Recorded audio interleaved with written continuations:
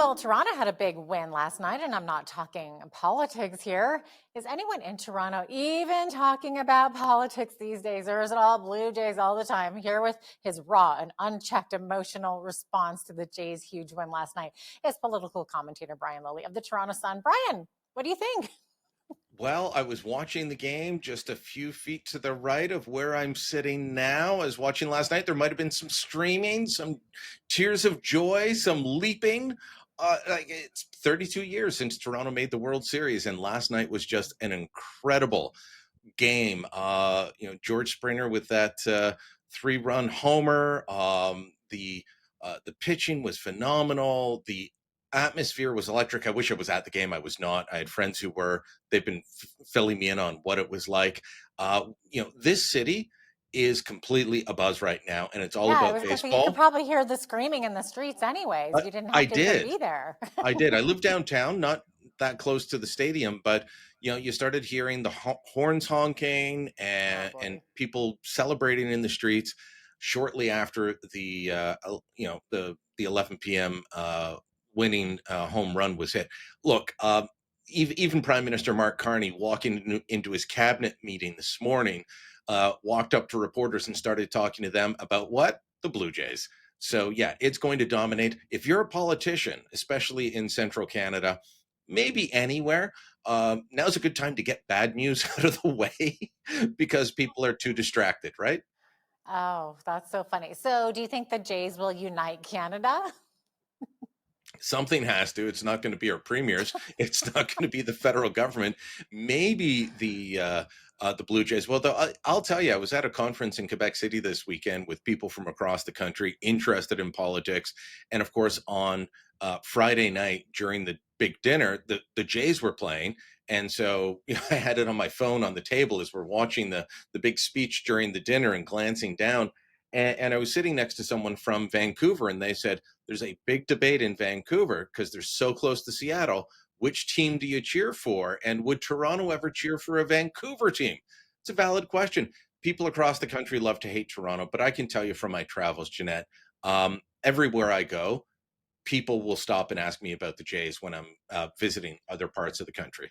Yeah, it's true. And it's true what you say, because there are people in the West here that are actual Mariners fan. One of my coworkers, Landon, is so upset today My because he's a apologies. huge Mariners fan. And I think they have never appeared in a World Series, right? No, they So, have not. And so, this is so Toronto's third. sad. So sad for them, but so happy for the Jays. All right. Okay. Let's get down to business here. So, Brian, there is talk that a trade deal could happen with the Americans in time for Prime Minister Carney's meeting with Donald Trump at the ASEAN. It was a ASEAN. You can tell me. Asian conference, ASEAN yes. conference next week. There we go. So we've heard that before. So what do you think is going to happen? Well, so I have a couple of comments on this. One, I will not believe it until it happens. And the reason I say that is you'll recall back in late May, early June, I was reporting a deal was imminent. Deal didn't happen. Then they said, we'll have a deal before Kananaskis and the G7 conference. That was mid-June. Didn't happen. We'll have a deal by middle of July. Didn't happen. Beginning of August. Didn't happen. They keep finding ways to mess it up. So there's that. Secondly, from the reporting that's out there, and I believe it was the Globe and Mail that reported this first, Bob Fife, who's got great sources in Ottawa, it was a deal on steel, aluminum, and energy. And so that's good for Alberta. That energy portion, very good for Alberta. The steel part, good for parts of Alberta, parts of Saskatchewan, Ontario, Quebec, where steel is produced. And of course, aluminum is big in Quebec. What's not mentioned there is autos. And I've been texting with people today saying, okay, do we have to worry here in Ontario? And the answer, of course, is yes. So if they come to a deal that leaves tariffs on autos or allows the auto industry to fade away, that's problematic for at least central Canada. It's good, as I said, for these other sectors, but there is concern that the Carney government, rather than going in for a holistic deal for all of Canada, is going to allow one sector to, perhaps be punished, perhaps fade away in exchange for helping out these other sectors. All right.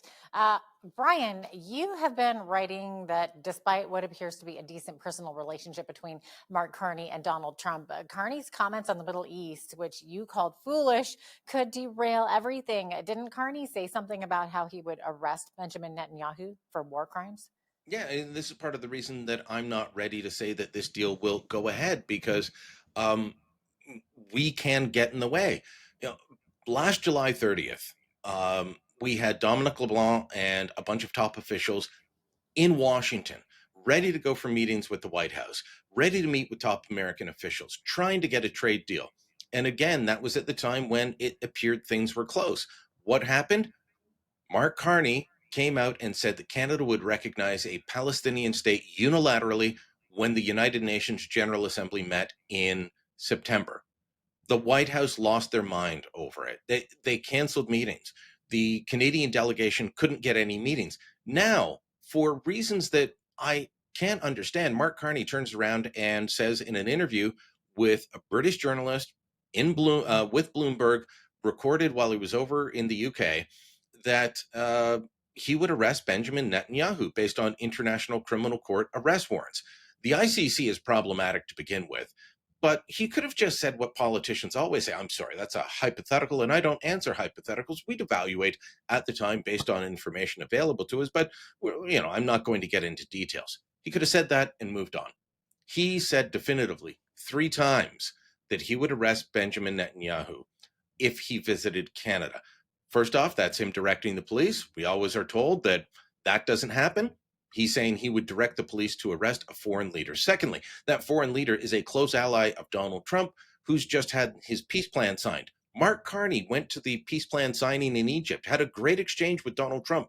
That was a good thing, considering how angry the White House is over how Canada has shifted positions on this. And then he turns around and says, yeah, I'd arrest Netanyahu. He trying to just annoy Donald Trump to the point where he says, forget it. It's not even worth talking to Canada. Some people might say these issues aren't related, but we're asking the Americans for a favor. We're trying to get a deal with them. And we keep poking them in the eye on one of Trump's most important files. That's just stupid and bad diplomacy. How's the White House reacting? Are they sort of losing their marbles over this? I haven't heard on that yet. I have heard that it is not being well received, but haven't heard the degree of detail that I have on that late July, early August exchange. Okay. All right. Brian, the prime minister leaves Ottawa for Asia on Friday, and then he's gone for more than a week. So he's got a lot of travel going on and not much time in the House of Commons. So is this excessive or normal for a prime minister to spend so much time away? A bit of both. Fall is always a busy time for summits. You always end up with a NATO meeting. You've got the UN General Assembly. You've got, the ASEAN conference is an annual event that Canada's been going to for a long time. But Carney, he's not in the House of Commons today. It's not on his schedule anyway, even though he's in Ottawa. He wasn't there yesterday. He is. When he gets back from Asia, he's in Canada for a week or two. Then he's off to the G20 in South Africa. So it's not the number of summits that he's going to, it's the length of time that he's going to them for. It's his repeated trips to Europe, where he does interviews with British journalists that he would never do with Canadian journalists, 40 minutes long. So it's normal for prime ministers to be at this many events. It's not normal for them to go for as long as they do and to stay away from Parliament as long as they do. But it doesn't appear that Mark Carney particularly likes Parliament, in my view.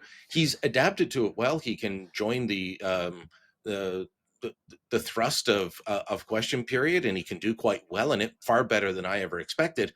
But he really doesn't seem to like spending time in Ottawa, and especially not in the House of Commons. Okay. We have been having a big debate in this country over electric vehicles, especially as it relates to canola tariffs. But before we talk about that, a major blow to Ontario's EV industry is General Motors stops production of their bright drop delivery vehicles. So, does this show that there's no real market for EVs?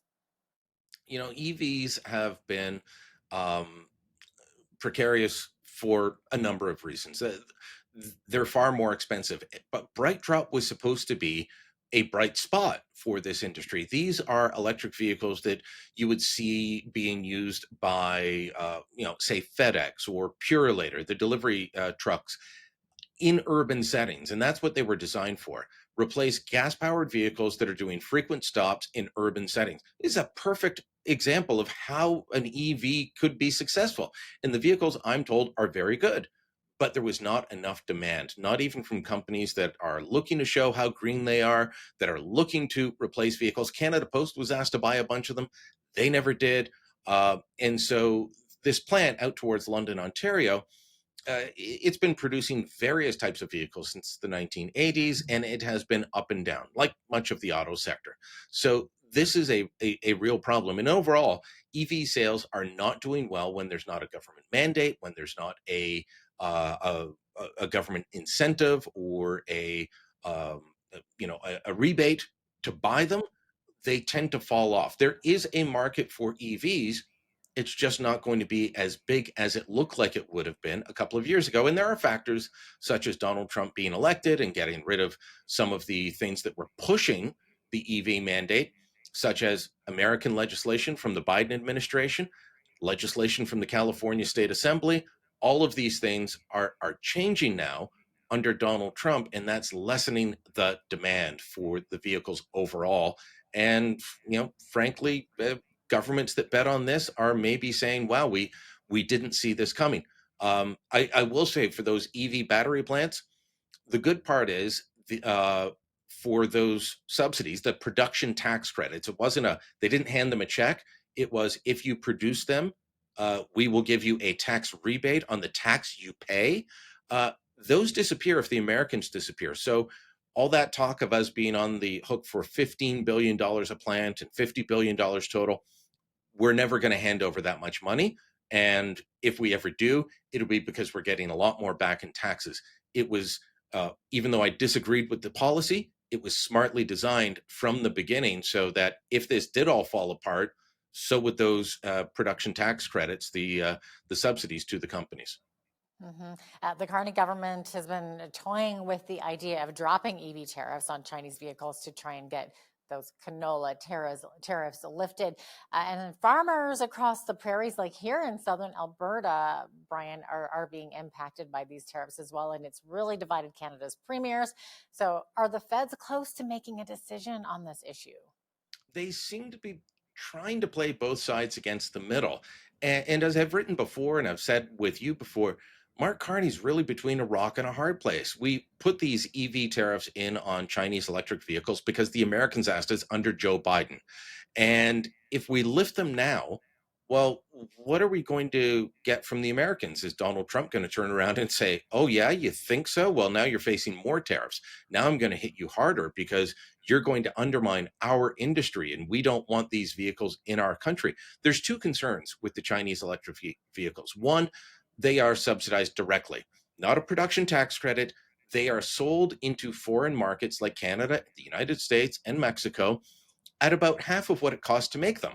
And why are they doing that? Because they have more capacity than they need in their own country, and they're trying to dominate our markets by selling them off cheap. Secondly, there are concerns about them being one giant driving piece of spyware that will take photos of everything, videos of everything, collect data, and send it back to Beijing.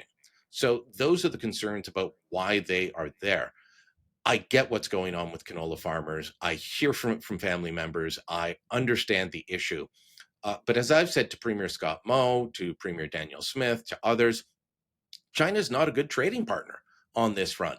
They hit us on with barriers to canola exports in 2013-14. In 2017, there was a complete ban from 2020 to 2022. Every time we do something China doesn't like, they attack canola and pork, and then maybe some other industries. So as much as it's a $4.9 billion export market, I think that in reality, whether we drop these EV tariffs or not, Canadian canola farmers need to start looking for better, more secure and stable markets, be it in South Korea, Japan, in Mexico, in India. China is just a bad partner to begin with. And even if we drop this, we're going to end up being hit down the road by them on canola because it is one of our top exports to their market. Brian Lilley of the Toronto Sun, thanks so much for joining me today. Thank you.